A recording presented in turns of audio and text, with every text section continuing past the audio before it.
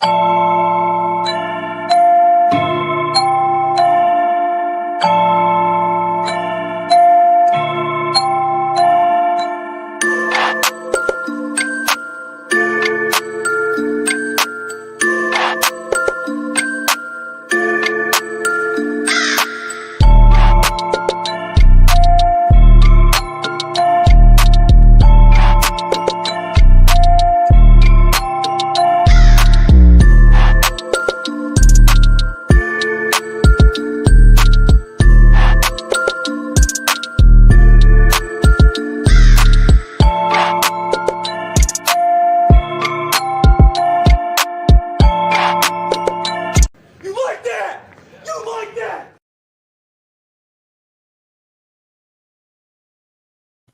right, and we are back here, episode 371 here on Couch Coach Live. We are back here under the lights here on Couch Coach Live, another Tuesday night edition here on Couch Coach Live. We got a great show lined up for you today. Flying solo for the apparent moment. We'll have X probably coming in shortly as the show progresses. We'll talk about the top news story today. We'll talk about Nico Harrison being fired as the general manager of the Dallas Mavericks. We'll talk about Brian Daboll's firing from the New York Giants.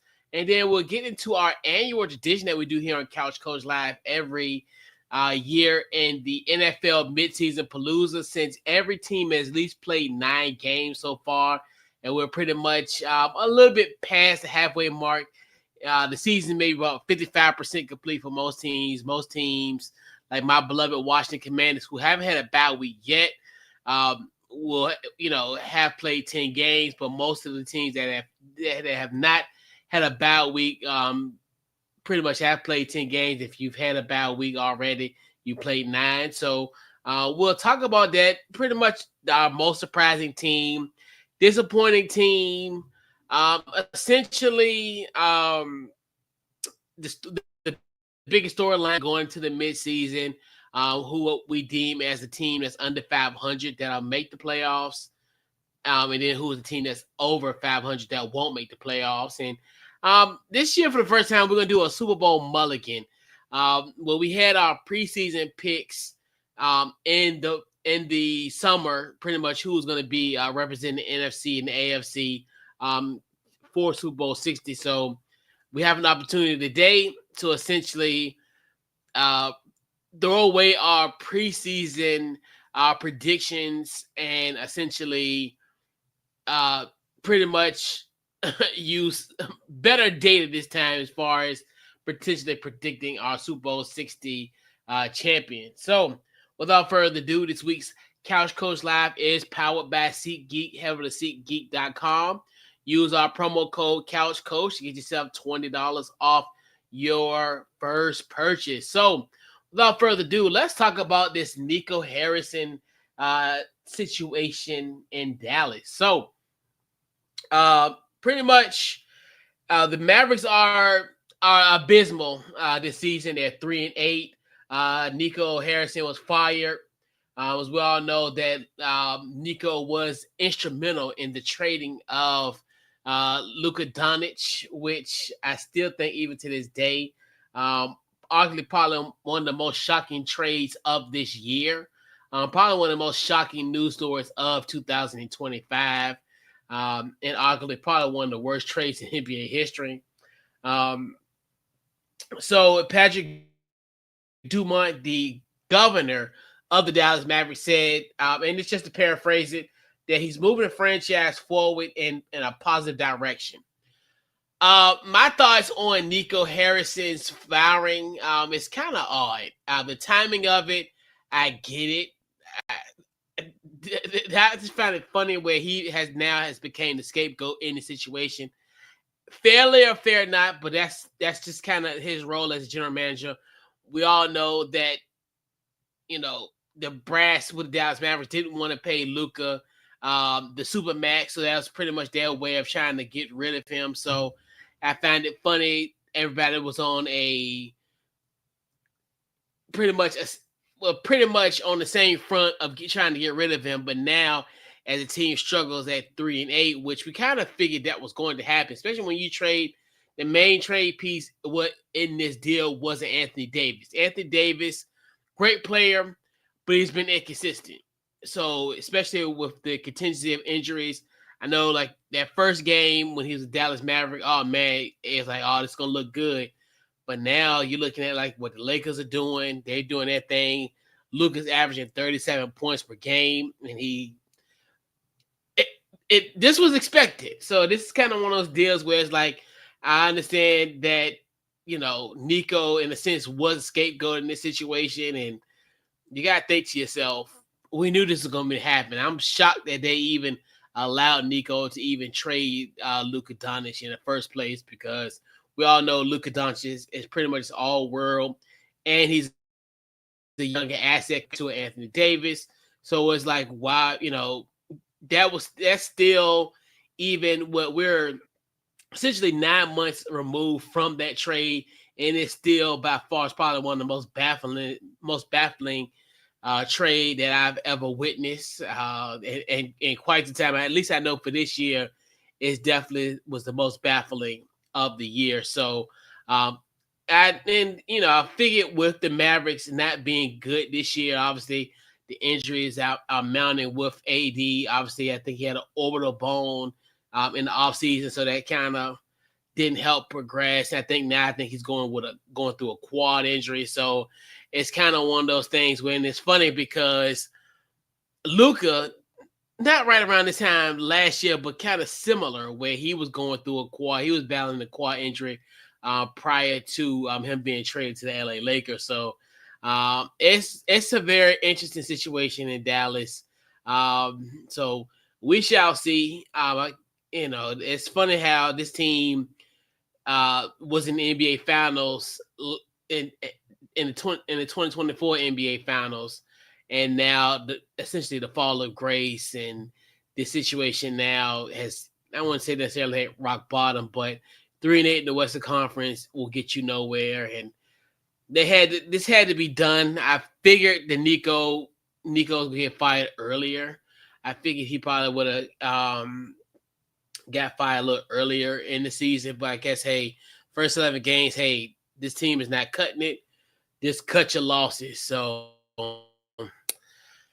this is going to be a really interesting situation in Dallas going forward, and how, obviously, as Patrick Dumont did say that they want to move forward in a positive direction, which I'm like, I don't know how you're going to do that when you essentially got rid of your franchise, your best player, essentially, in Luka Doncic, which is, so this is going to be a to be continued type of situation in Dallas.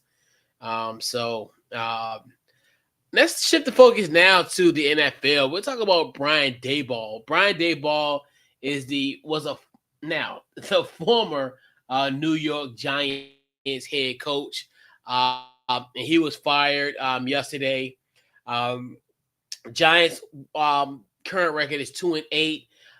They've had some semblance in this game, in these couple of games this season. He had 4 of those games. He had a fourth quarter lead, and they all kind of evaporated. Those and turned those 4 fourth quarter leads turned into losses for this Giants team. Currently 2-8. For his career, Brian Daboll in the regular season was 20, 40-1, and that tie was against the Washington Commanders back in 2022. And he was 1-1 in the playoffs. He had that one playoff win against Minnesota in his first year. So I think it's kind of one of the things where it's like the timing of it, I think it does make sense, especially another fourth quarter lead was evaporated. If you look at it, where if they would have capitalized on those fourth quarter leads, this team essentially would be 6-4 and right in the thick of it in the NFC playoff picture. So something has to give, and I think that's where the rubber had to meet the road for Brian Daboll, and they had to make the move.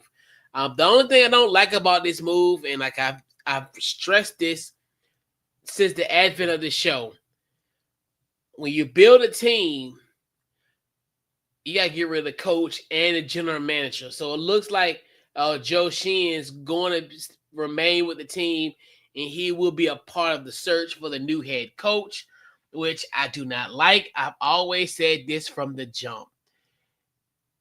GM, coach, gotta stay together. If you fire the coach, you fire the general manager. It's essentially you giving the general manager a second chance at this, and it's gonna be kind of strange, in my personal opinion, how this all gonna work out.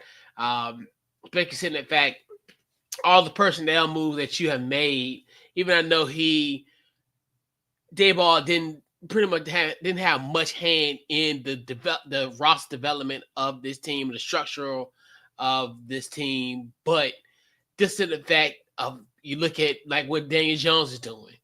You're seeing what Saquon Barkley's doing. And so it's kind of just one of those situations where, and Joe Sheehan was the one to say, hey, tell Saquon, hey, find you a deal. He found him a deal, all right, and he didn't even have to move. And which is, to me, still another baffling situation where you let pretty much arguably one of the best running backs in the league essentially cross the river to Philadelphia. And and they win the Super Bowl. So my thing is, if you get rid of Daboll, you get rid of Schuhen as well. But he will be their general manager. He will have the coaching cert. He'll be finding a new head coach.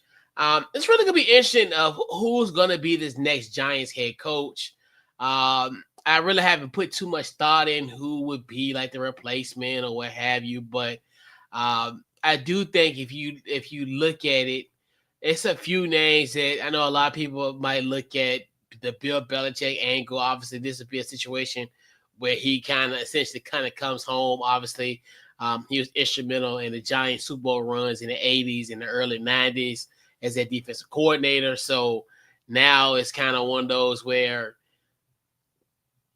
essentially that could be an angle, but I still think that ship might have sailed. I mean, you look at essentially Bill Belichick's last year in New England.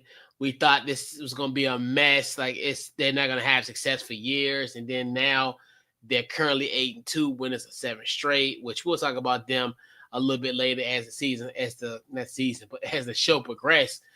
So, in my personal opinion, it's a lot of teams, not a lot of teams, but a lot of coaches. I think, in my personal opinion, uh, that are in play. And I've thought about maybe like Cliff Kingsbury potentially could go to the Giants. So it's a lot of teams. I mean, not a lot of teams, but it's as this coaching cycle kind of opens up. Obviously, we'll have an opening in Tennessee. Currently, we got an opening with the Giants. So it's gonna be really curious how essentially this all will play out in the grand scheme of things. Nobody really stands out to me, in my personal opinion. So it's kind of one of those where it's kind of be a to be determined. So without further ado, we'll bring in our guy X, and we'll kind of do a wrap up of our topic here with Brian Daboll being fired. So we're gonna bring in X in the frame.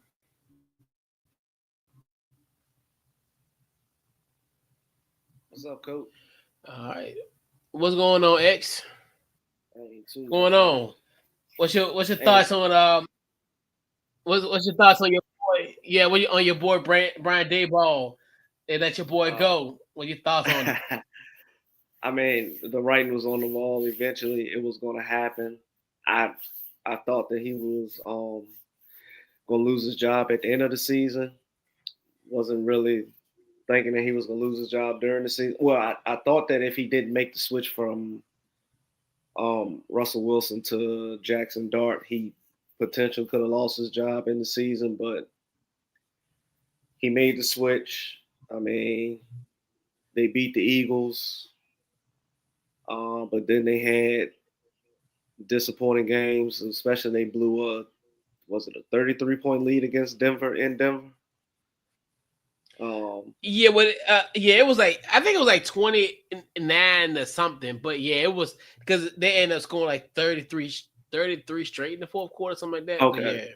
yeah, Yeah, yeah, and then with Jackson Dart going down with the head injury this past Sunday, I guess ownership really had no other choice but to make the move and make the decision of letting go of Brian Daboll.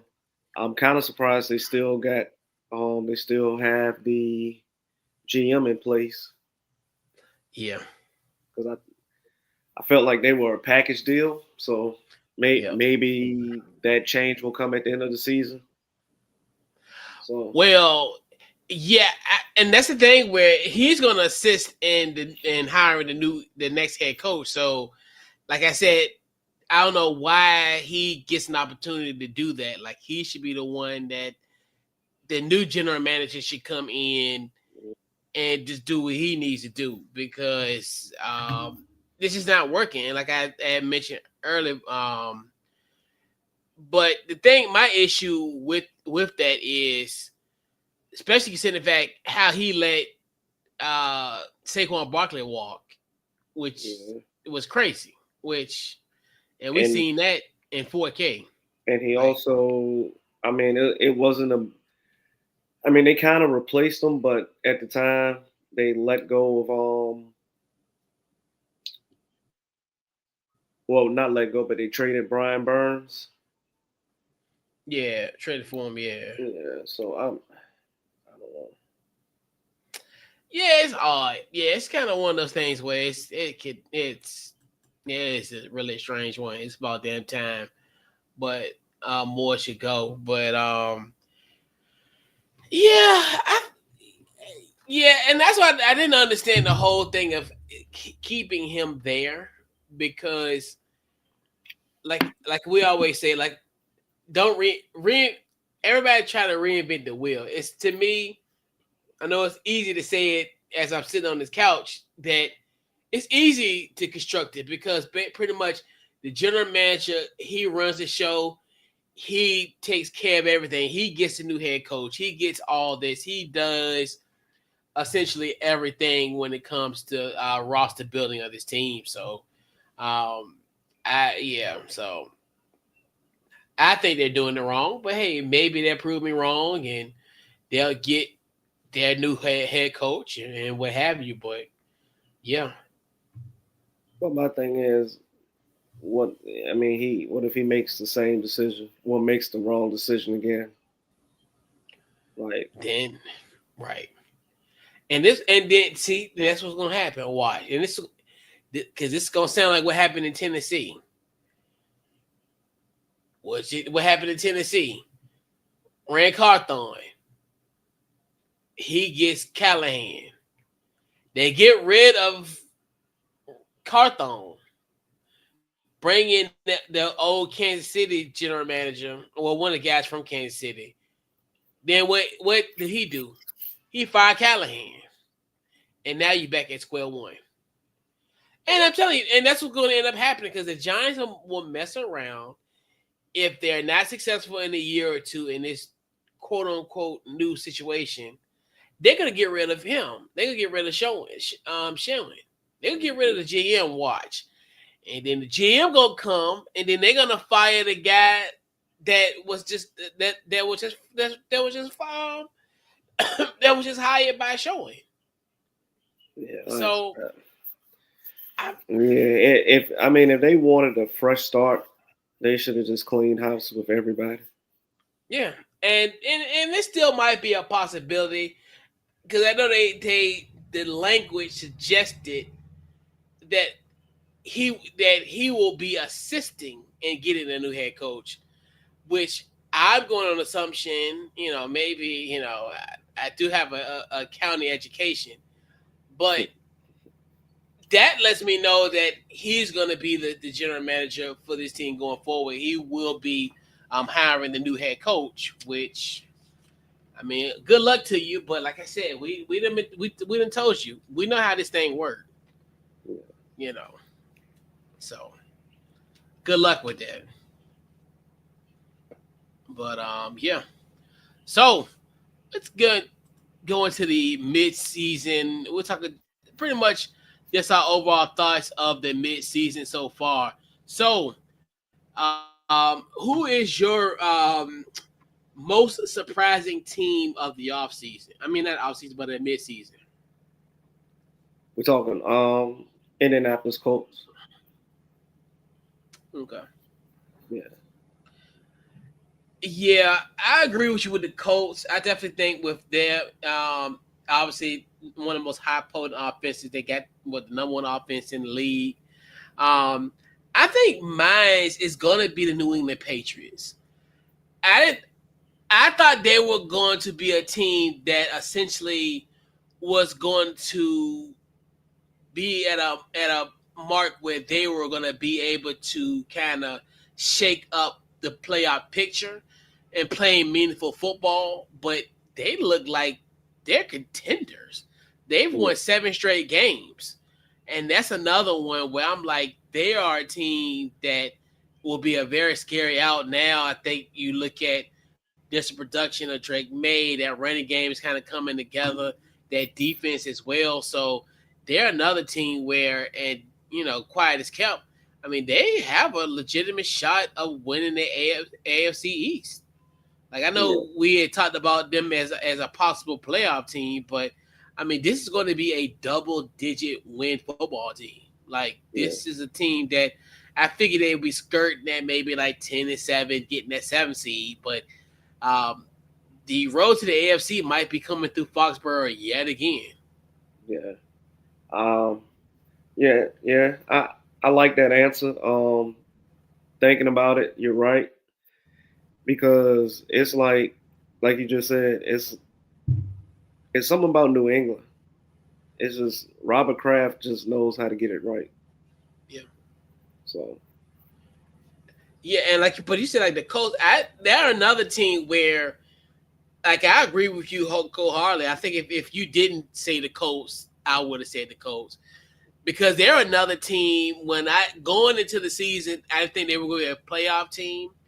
I know we had talked about, like, as far as the Daniel Jones acquisition, we figured, they have some slight improvement, and we thought this was going to be like a transition year in a sense, like as far as, because now obviously with Jim Irsay's daughter running the team, and I would I I'm not gonna say it like it is what it is, but essentially how people view it as like her micromanaging, want to hear what's going on, and and all mhm, this. Which, hey, if you got $1 billion and you can afford to buy a team, I don't care if you micro, macro, whatever. That's your team, so it doesn't matter. But I figured this was gonna be a situation where this was gonna be kind of like um, a year in the balance for them.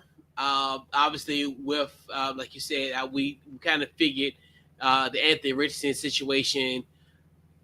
Like you said, like I think you pointed out, like, you don't just get a backup quarterback and you pay him $15 million. Like, you yeah, don't, that normally you get those guys pennies on the dollar. So for you to pay for that kind of amount, and just the fact, I thought this was gonna be like a year where this was like pretty much Stan Shiken and Chris Ballard was gonna be on the hot seat, but they have pretty much secured their jobs for the foreseeable future. Because I mean, at 8-2, they're another team where, I mean, they have some interesting games, and but yeah, man, it is like Uh, the AFC is gonna be crazy. yeah.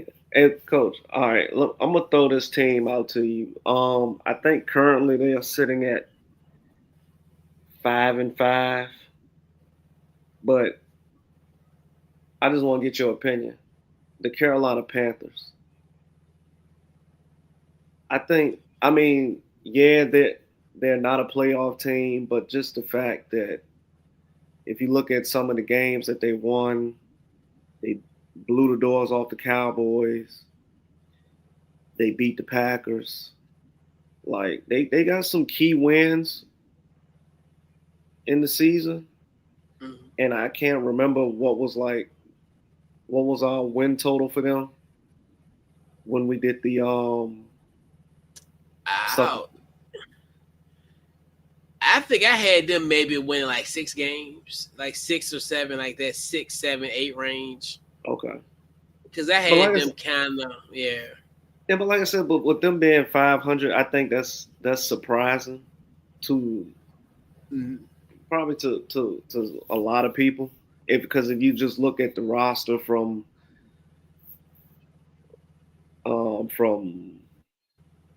last season to this season, it was a couple changes, but other than that, nothing really significant.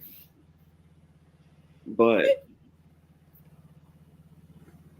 I mean, I Yeah, and I think. Mhm. no, I was just gonna say I feel like they're trending in the right direction. So Oh yeah, absolutely. Yeah, because I mean a lot of and that's one thing too where it's a slow burn for them, which is another thing where I know a lot of people that was another one where people like, oh man, we gotta get rid of Bryce Young, we gotta get rid of Canales, but it's there, but then to be second place in the NFC South is something that really is a surprise to me. I mean, I definitely thought that, we'll kind of talk about some other teams and why I felt that way, but they're another team where uh, they're sneaking up on people, and I think that's one thing too. Where I like Carolina, if they were to kind of sneak in the NFC playoff, they'll be somewhat of a tough out. I mean, they'll obviously be on the road and playing probably one of the top seeds in the NFC, but I don't think it's gonna be like a walk in the park. Like if you play this Carolina Panthers team, like you said, they went to Green Bay and beat a team where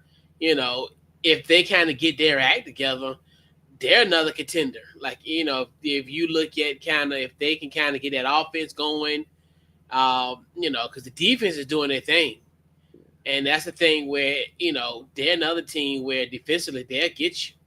So it's just like you able to win a game there, and yeah, but the and thing yeah, about and no, go ahead.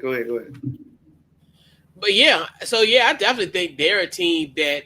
I think they're a year away from making like some headway, but they're on the right track for sure. I know, yeah, and then you think about they just took a L to the Saints this past weekend. Like Yeah. it's like they get key wins, but then they'll have a loss where you're scratching your head when you thought like maybe they Mhm. were getting ready to turn the corner, but then they lose to the Saints, and I feel like that's like a little minor setback. Yeah, and that's the thing about divisional games. They're just so tricky because it's like one of those things where it's just like because they know you and they're so familiar with you, so it's kind of one of those things like an off chance. Like I know, like a lot of people have been freaking out about Buffalo getting the doors blown out against the Dolphins, but those are divisional games, and it's so weird how that all happens. And like and it probably and that's another thing with Carolina where this just shows you like they've been kind of up and down this season as well. So and that'll come with experience. And they're another team, like I said, they're a year, they're figuring it out. And I think that's where you look at it once they uh, kind of master that, as far as the whole thing of hey, you know, managing the highs and the lows. Because I know coming off that Green Bay game, especially for a young team like that, that's got to be something where I'm like, yeah, that's something where I wouldn't say that it harped on them or it affected them, but it's probably something where they're like, yeah, they're feeling themselves. I put it that way, especially when you go to Lambeau and you beat them. Yeah. Yep. Any other surprising teams? Um, I wanted to say the Broncos, but they're not really too much of a surprise. I mean, Yeah.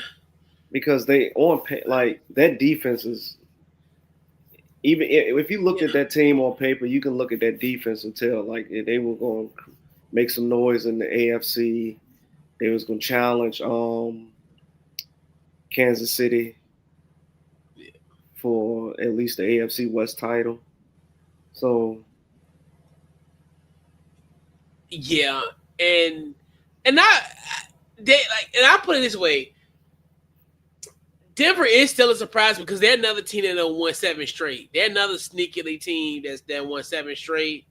Like you said, defensively, and they're doing this without PS2. So that's another thing too, where you're like still kind of not to say like baffling, but then you got to think about it. This is a team that did make the playoffs last year, so and now I feel like they're taking that next level. And a lot of people did say Denver that Denver wasn't gonna. This wasn't gonna be like a one and done type of situation for them. A lot of people was really high on this Broncos team. As far as in the preseason, but yeah, I still think with them. Yeah, I mean, if you like, especially, I mean, it's surprising because they've just New England winning 7 straight games, and that's where it's like, and now you're at a point in the season where you're playing your best football, and it's to a point where how does carry over, and then they got a big game against Kansas City, and that's gonna, I mean, this, and it's kind of and I know how the NFL works in a strange way because I think if Denver can pull off a victory at Mile High, that's gonna put them in real good position for them going forward. So Is this their first matchup against KC this year? yeah, then they'll play Okay. them on Christmas. They'll play them on Christmas too. So yeah, Okay. yeah. So it's gonna be really interesting of how that's all gonna play out. But yeah. So we'll talk about our most disappointing team. All right. Who you got? Whew. Man, honestly, there's so many to choose from. I'm trying to think of a team that we kind of highly touted as being like a playoff team that's kind of faltered by the wayside.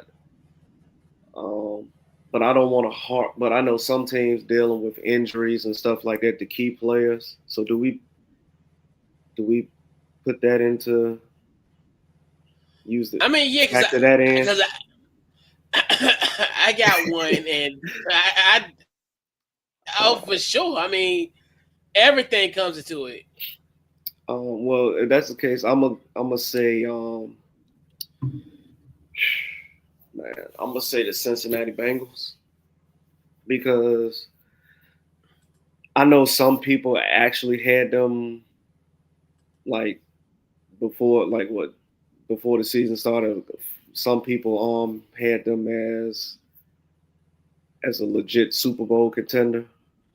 I mean, offensively, they have the Yeah. weapons to make it Yep. there, but it's that defense is just so terrible. And then now with the injury to Joe Burrow, with him being out to what December is looking like. Yeah, so I think he now is a part of that 21-day window, so he could probably be back within like 3 weeks now.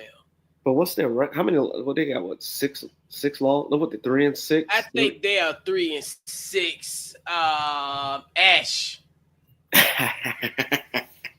but let me. Yeah, I think they are 3-6. The Cincinnati Bengals.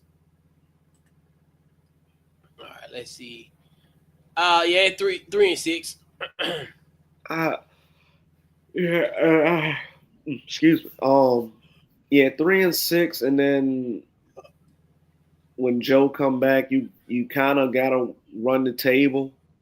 You can't afford to lose Yeah. any more games this season if you even want to snag a wild card spot. Because the way Baltimore's trending right now, they're looking to like Yeah.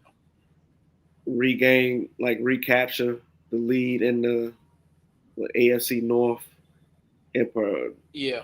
potentially win the division. Because the way Pittsburgh's been playing here lately is like they're slipping a little bit. Mm-hmm. So, uh, yeah, like I said, I'm going with Cincinnati as my disappointing team. Yeah, I agree that Cincinnati's they was a team I definitely had high expectation for them because just considering the fact that they learned from last year's mistake of well, let's start playing guys in the preseason to kind of get ourselves in a rhythm so we don't fall behind a trap because last year and then also like you said the injury to Joe Burrow was huge too because I Joe Burrow was pretty much I guarantee like I talked about it last year if they would have ended up beating the Patriots in that week one, Joe Burrow could have been the MVP because they were going to give it to a guy of his stature if they didn't make the playoffs because he was 45 touchdowns last year. So Mm-hmm. I'm like so I definitely thought they were going to be one, but mine's got to be the Washington Commanders. I know a lot of people looked at, well, it's a one-off, and well, you played the last play schedule, but the way they have lost, I think, is the most disappointing. Obviously, when you look at obviously the injuries have been mounting. Obviously, pretty much everybody's hurt. Man, dude, it's so crazy. Man, I'm so tired of it. Traylon Burks just got here. He had to have minor surgery on his finger. He can't even go to Madrid this week, so we ain't got him. Who else got hurt? Trey Amos broke his fibula on Sunday. Yeah, the cornerback. I didn't. Everybody's hurt. Yes. Yeah, he got hurt. I think it was one of the end zone plays. I think I remember. Yeah, but he broke his fibula.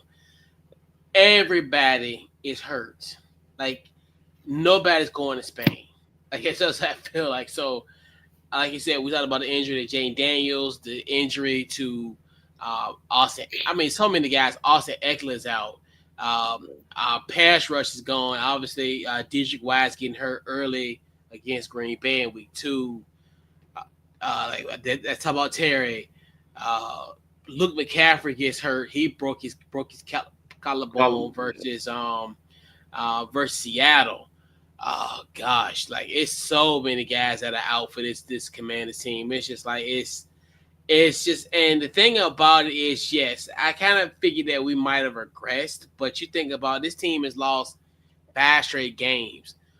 4 of those games we got beaten by double digits. The only game that we only lost by was against the Bears by a point. Everything else we get beat by Dallas by 20 points. Kansas City by 21 points. Seattle by what? 24 points. What was it? 38-14 or something like that. Then we lose against Detroit by 22 points. And it really feels like 2023 all over again. It feels like that season before uh, the Ron Rivera last year. That's how it really feels, and just all of it. It's just crazy the fact that um, how this team has fell off, and it's just so crazy how all of this has just gone down the drain. And and the thing is, like I said, I figured they were going to regress. They have some disappointing moments, like you said. Like I said, lose about a point. Yeah, that could happen. But in this stretch, I mean, if we would have sat here on October 5th, right after the Chargers game, they sitting at 3-2. I would never thought that we wouldn't have a win come November the 11th going to Madrid. That would have been our last win was against the Chargers in October, and this was a part of the season that I thought part of the schedule where it was a kind of a proven situation and a situation where you could see some wins. Obviously, the Bears, you thought you could see some wins. Obviously, Dallas, but it's been a very, very disappointing season. Like everybody's been out, and like people say, but but that was always the biggest concern because the team really don't have a lot of depth because people got to realize this is a rebuilding process as well. So And I know people say, well, you can't use depth as an excuse, but you still gotta develop a core first before you can even develop a depth of this team. So it's kind of one thing. And then last year, we were lucky where we really didn't nobody really was out. We don't have that many injuries, so it's kind of one of those where and it ain't no excuse, but it is what it is. But it's just It, been a terrible year. it's a see, it's an injury riddled season, and I can relate to that because of last season with the Lions having what like 17 players on IR, but you would never notice that because they finished the season 15-2. But eventually, those injuries start to Right. catch up to you. So Yep. yeah, Yeah. Yeah. I mean, I'm like, who? So, I guess Debo and Robbie chosen to be the wide receiver one and wide receiver two this week. yeah, I did I not know guess. you guys. I did not know you guys had Robbie Chosen until I heard his name Yeah. being called. So I heard his name Yes. mentioned in the game. Yes. Yes. Yes. He's on our team because we just been so at the wide receiver position. We just been gutted by injuries. And it's just like kind of one of those things where it's just like you just can't escape it. And I And was key. Yeah. no, I was gonna say, and I was afraid that Terry was gonna get hurt at some point this season because he missed Hold out. all Yep. all the training camp, all the Hmm. because we all know that's that's sometimes the end result. You have a holdout or a hold in. You're not. Yeah. I mean, you putting People the ball work shade. in, yeah, but you're not like you Yeah. said, People ball shade. yeah. And especially like that type of situation. I knew because I think he had that quad injury against I forgot, but that quad injury, and I knew like those injuries he always like because he kept on like I know he was trying to get a second opinion on it. He get himself some rest, then he kind of re-aggravated against Kansas City, and I'm like, man, just hang it up for the rest of the year. Just hang it up. But Like do you think he tried to push through the injuries because he felt the pressure?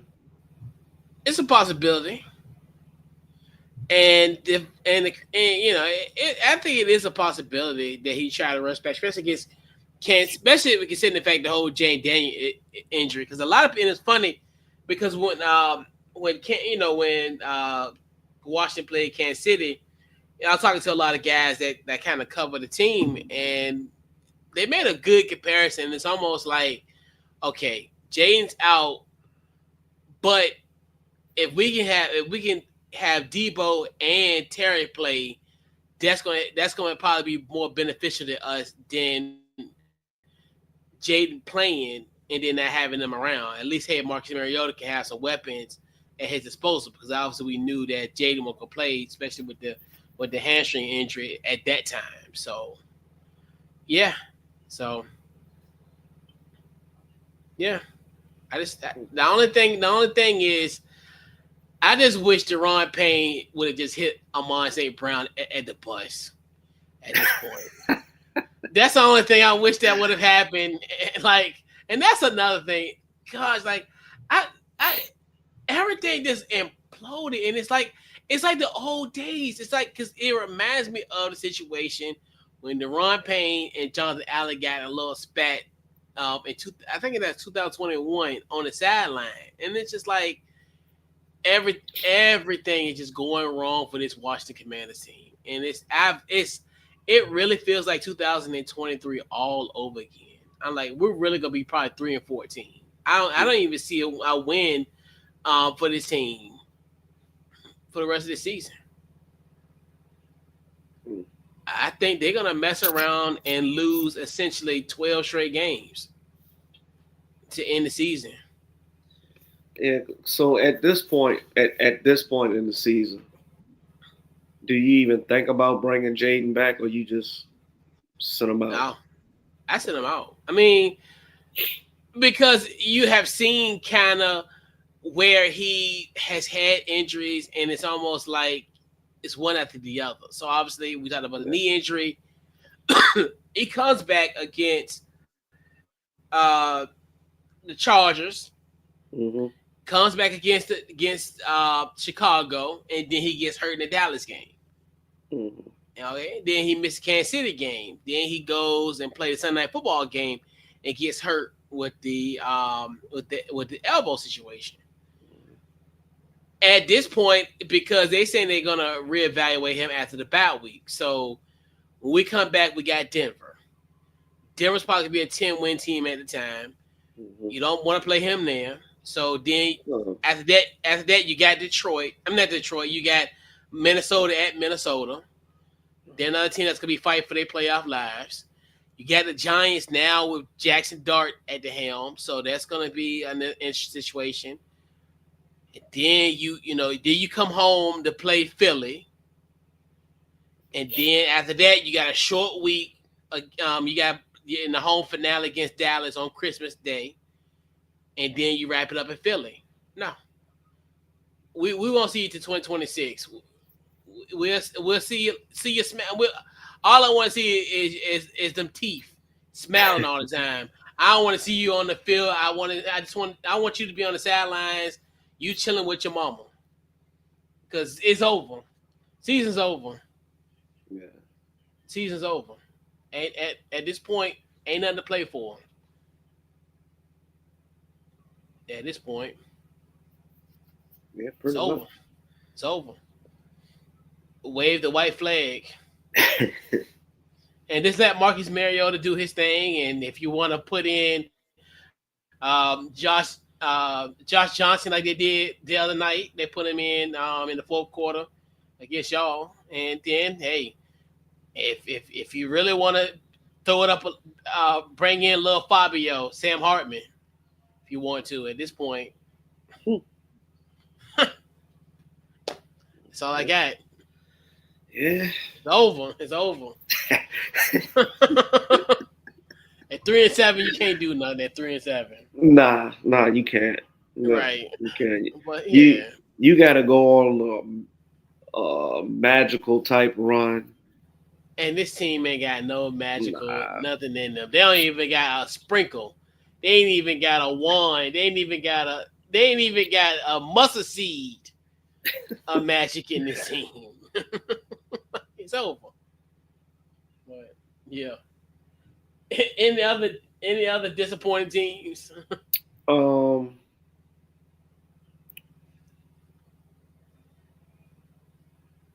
I, I wouldn't. I want to say Baltimore, but they're kind of trending in the right direction now.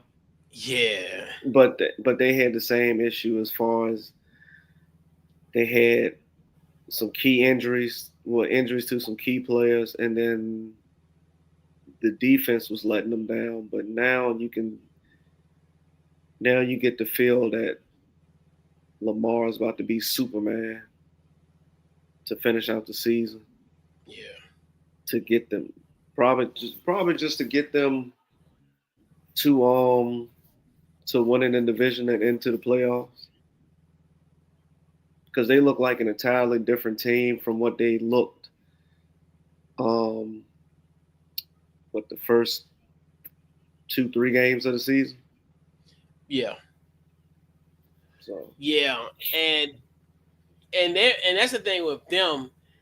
They played themselves back into it now because they're 4-5. So they're another team where it's like, yeah, they are. They coming back. They know what they're doing. yeah.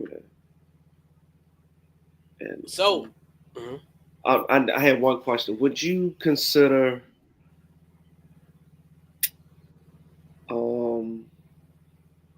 Kansas City?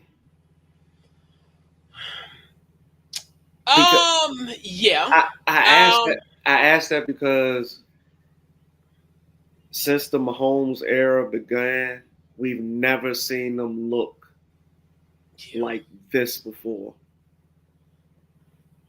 And they're kind of weird. They're literally like the Dr. Jekyll, Mrs. Hyde of this team, where one week they'll look great and then they'll look terrible. Like, I'm telling you, like I see what you're saying. Like when they played against us, they Hmm. looked great, Right. but then they turned around and lose.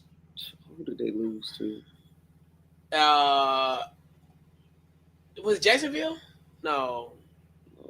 Well, Jacksonville did beat them. Yeah, Jacksonville beat them. Jacksonville did beat them, but y'all was after. That's right, because that was after the fact. Yeah, Who did Kansas City lose to? Um, yeah, we'll figure that out, Ash. But yeah, because I think even in our situation, when we had played them, let's see who they lose to.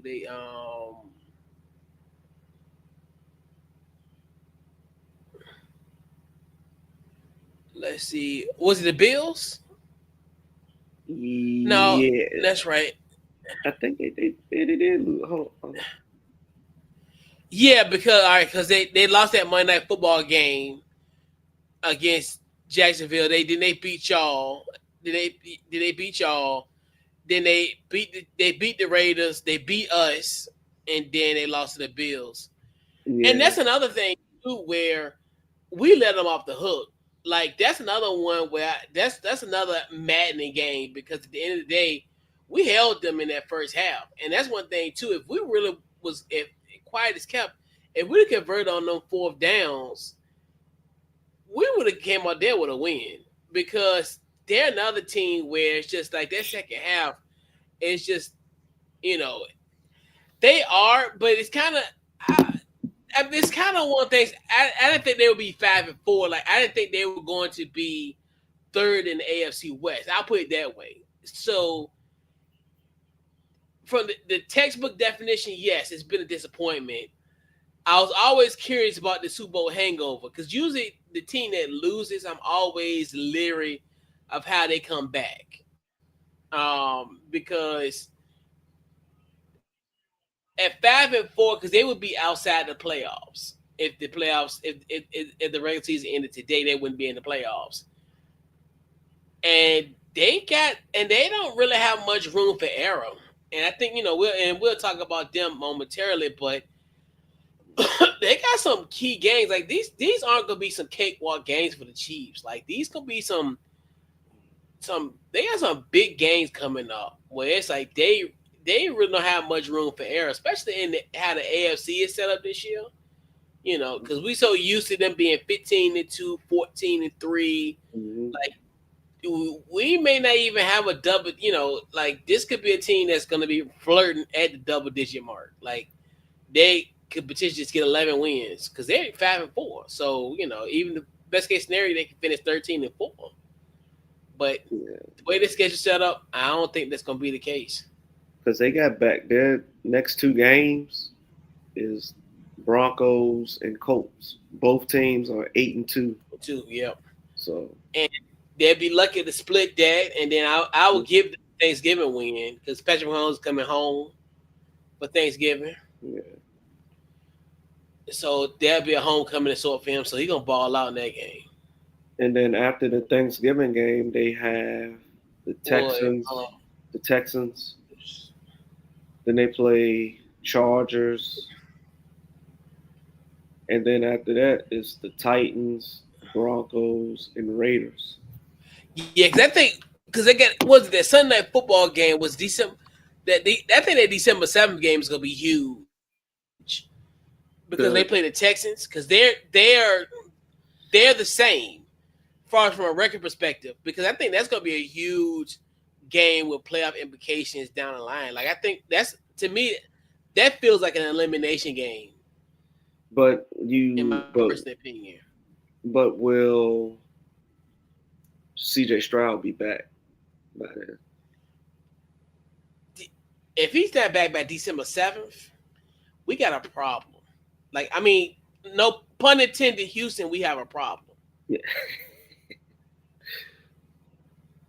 I mean, you got to think about that's December 7th. That's what, 3 weeks from now? I know he's in concussion protocol. I know he got what it was in week 9, so he didn't play last week. I mean, you would hope. I'm hoping he's gonna be back next week or the week after. or the following week. If he's back, if he's not back by December 7th, yeah, something's going on. That's not good. That would be a terrible sign if he's not available. Like I said, it was a nasty shot he took But a couple weeks that's ago. gonna be another. It was, it was. But I'm going to go on the assumption that he'll be back Yeah. by December 7th. I mean, I would hope. But yeah, they could be a team. I think would be somewhat of a disappointment because I didn't think they would lose this amount of games thus far, and as the midseason progressed.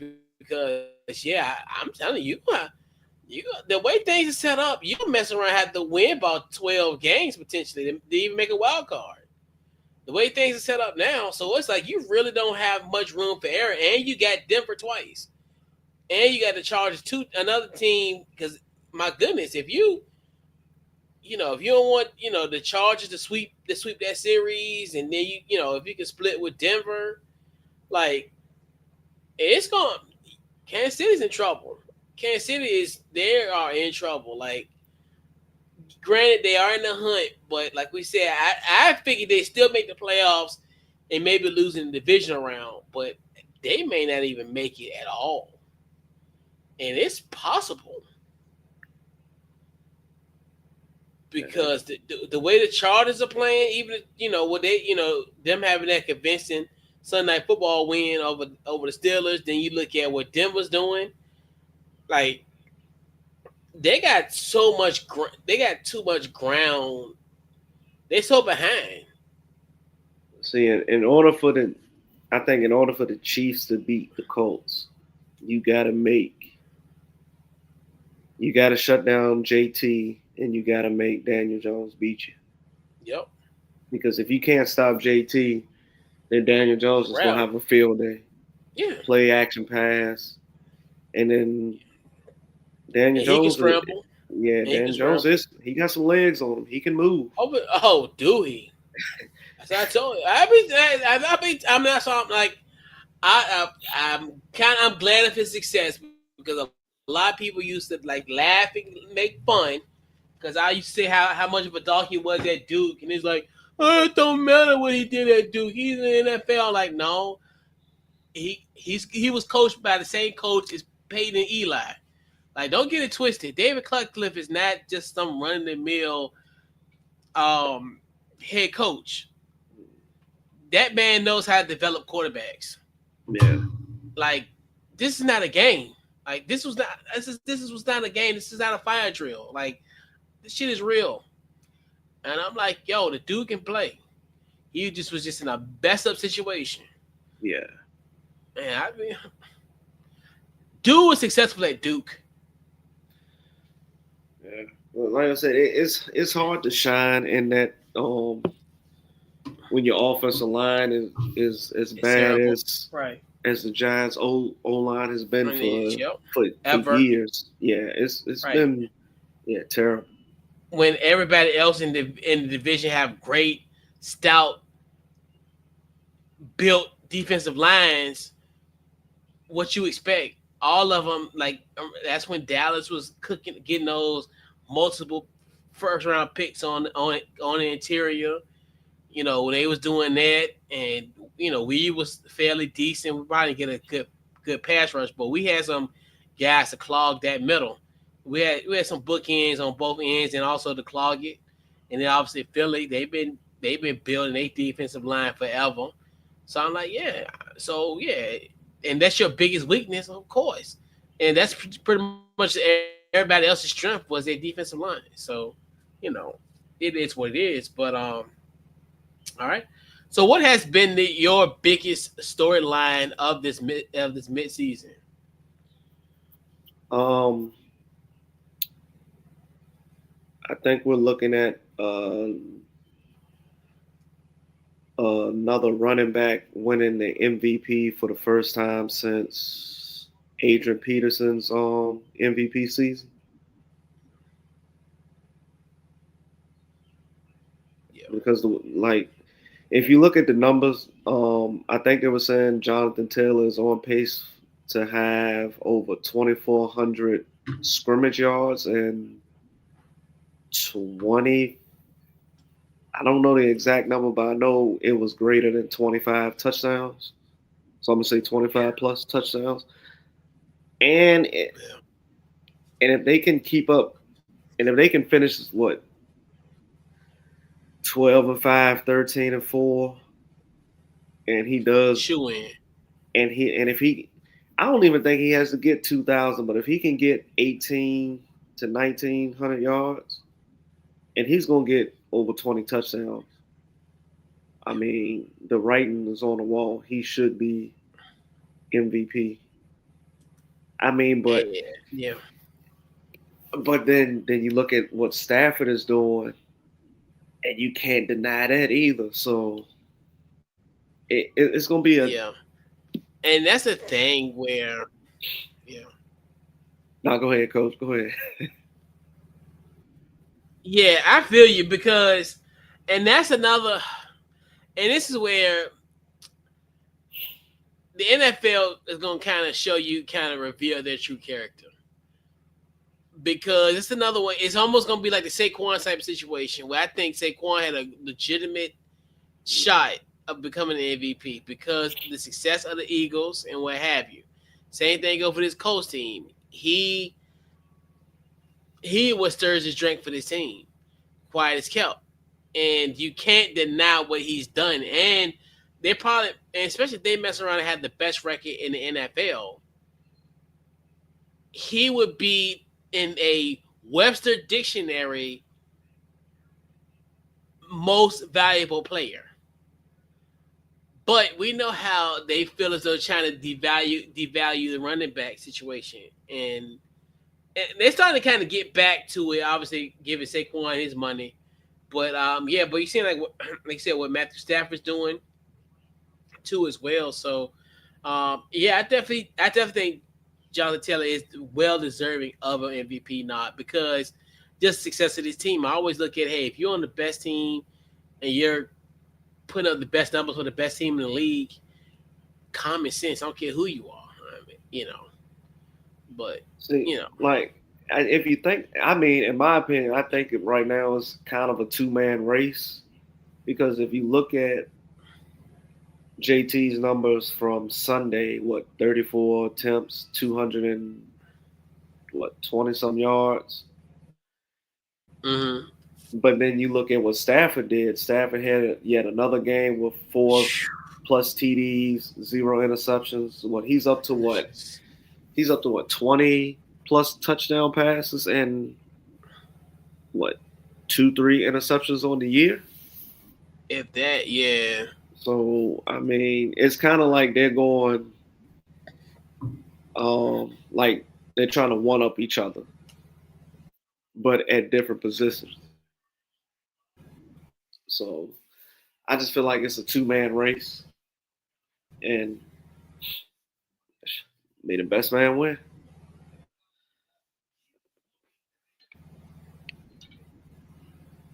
mm-hmm. But yeah, it's a trip. Yeah,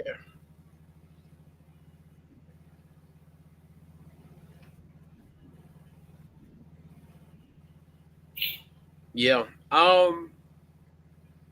I think my biggest storyline is pretty much essentially how the AFC is going to play out. I think the thing about it is, I think this year is just unlike no other year. It's so wide open.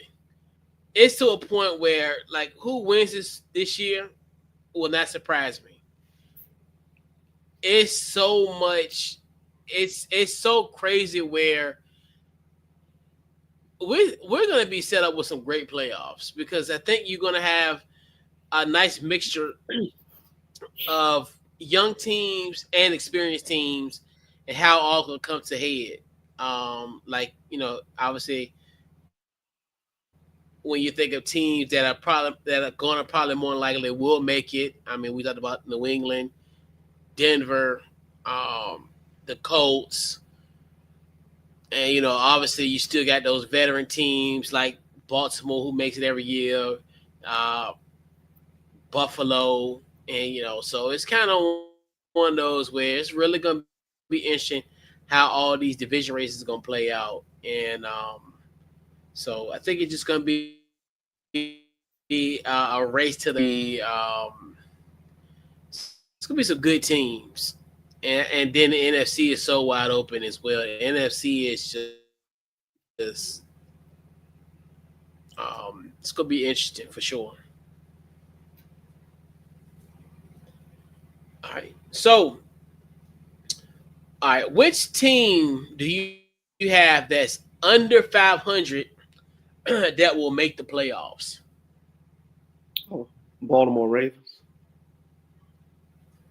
If you had to guess. I'm gonna go with the Baltimore Ravens. Yeah. Okay. Yeah, Yeah, I would agree with you with that. The Baltimore Ravens for sure.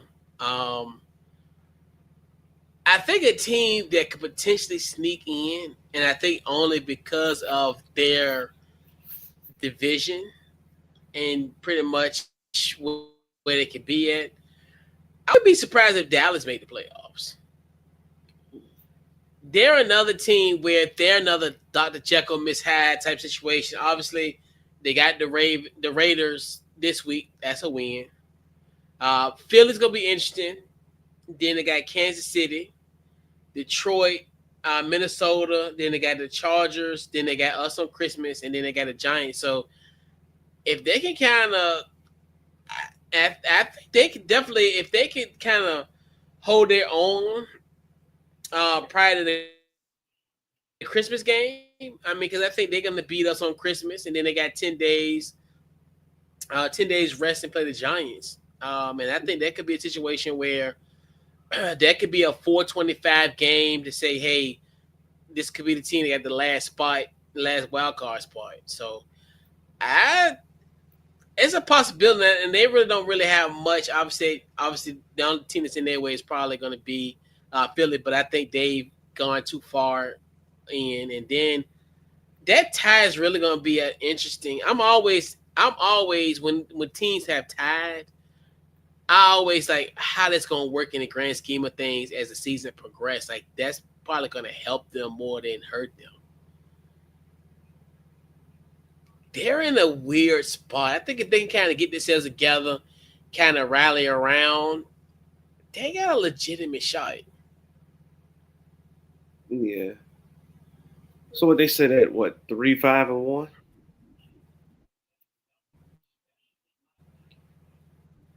3-5-1. Okay.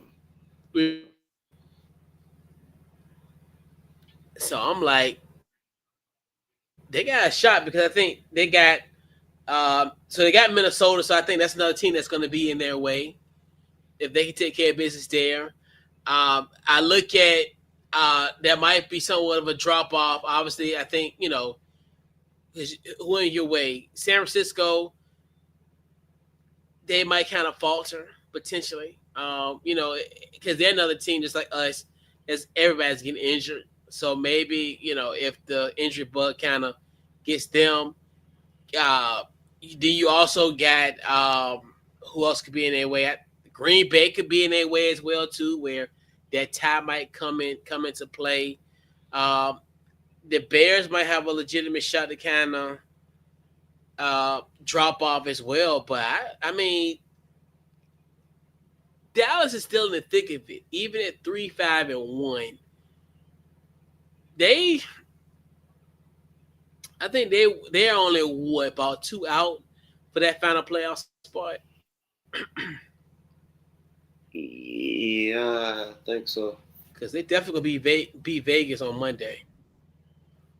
Yeah, they'll be definitely be Vegas on Monday for sure.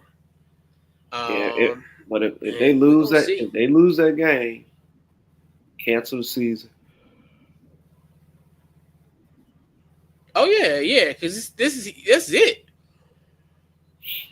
I can't go there because now it's to a point where I think the only room for errors. I think um, if they could be, I mean, like to be, if I can see maybe them losing to Kansas City and Detroit, and that's got to be it.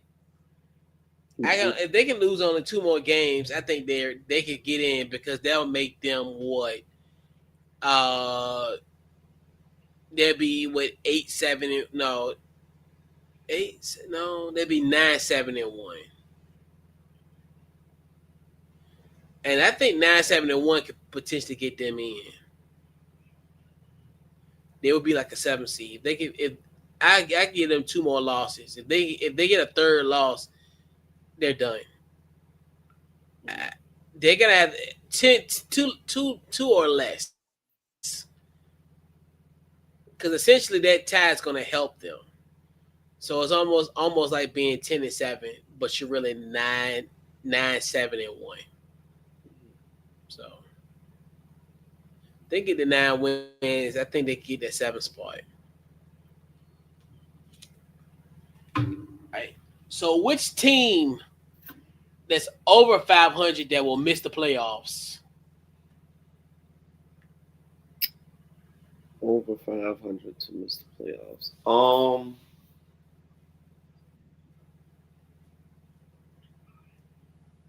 I think I'm gonna say potentially the Kansas City Chiefs because like I said, um, you got Denver sitting at 8-2. Um, you got the Chargers, five, 6-3, Seven five and and four. three. So, and they What are already beat they? and they already beat Brazil. Kansas City, and they already beat Kansas City once. So Yep. Yeah, 7-3. yeah, so and I think the AFC West is going to get two teams in, so that's two slots in the playoffs. That's one wild card spot. So what you got left? Two wild card spots. Um, Yeah.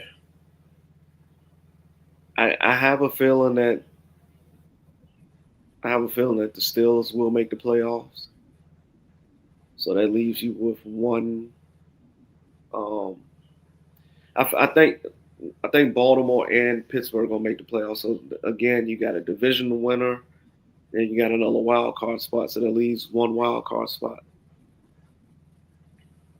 Yeah. So, and you got it. And then you look at the AFC East with Buffalo and New England. New England. So that's Yep. another divisional winner and Division. Mm-hmm. your the last wild card spot. So Yep. Kansas City is looking like. With that being said, Kansas City is looking like the odd man out, with the odd team out. Yeah. Yeah. I think I agree with Kansas City because I think they're so far behind. But I think a team that might take a nosedive now is the Jacksonville Jaguars.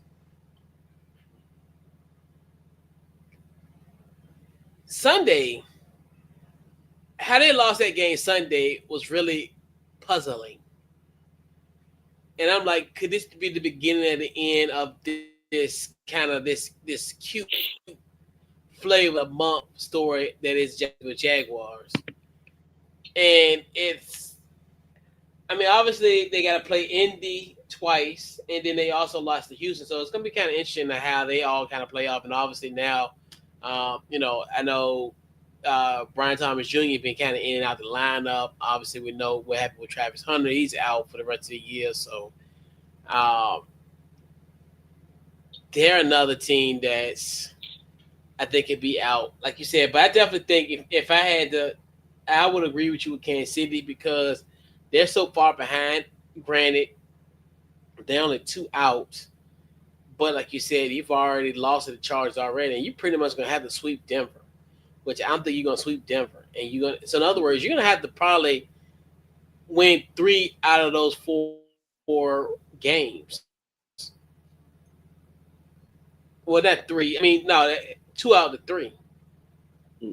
You got to play Denver twice, and you got to play the Chargers one more time. Okay.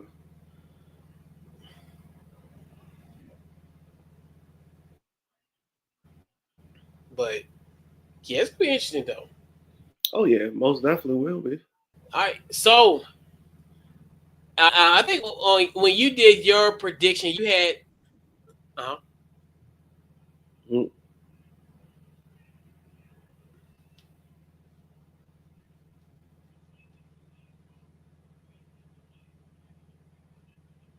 all right, you hear me? Yeah, I can hear you. All right, you hear me? Yeah, I can hear you. All right. So we'll do a Super Bowl. All right. So let's do a Super Bowl do over. So I know but you can still keep who you had. 'Cause I think you had the Ravens. You had the Lions over the Ravens, right? If my memory serves correct for the preseason. I want to say yes. And I think it So was did you want to either keep your prediction? I no, I want to change my um my AFC team, and I'm gonna say New England. Okay. I'm keeping my NFC I think team. I'm gonna keep. No, I was saying I'm keeping my NFC team. I'm just swapping out my AFC team. Okay. I think I'm gonna keep mine. I had the Rams over the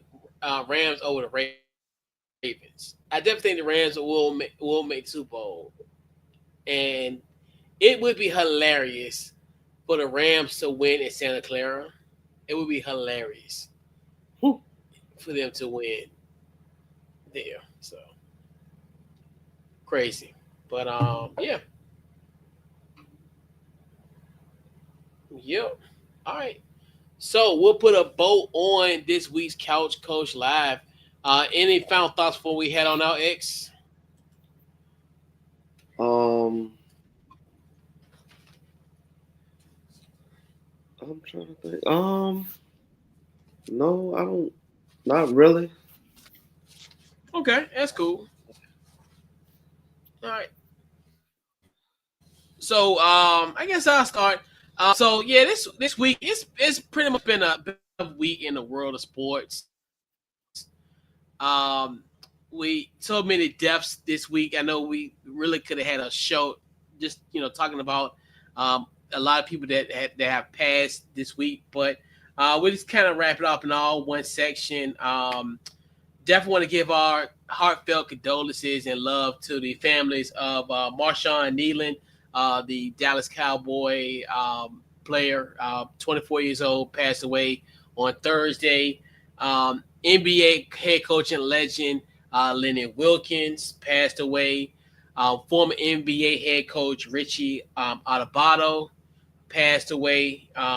Michael Ray Richardson passed away today, matter of fact, at the age of 70. And then former NFL Commissioner Paul Tagliabue passed away on Sunday. So, like I said, it's a lot of deaths in the sports world this week.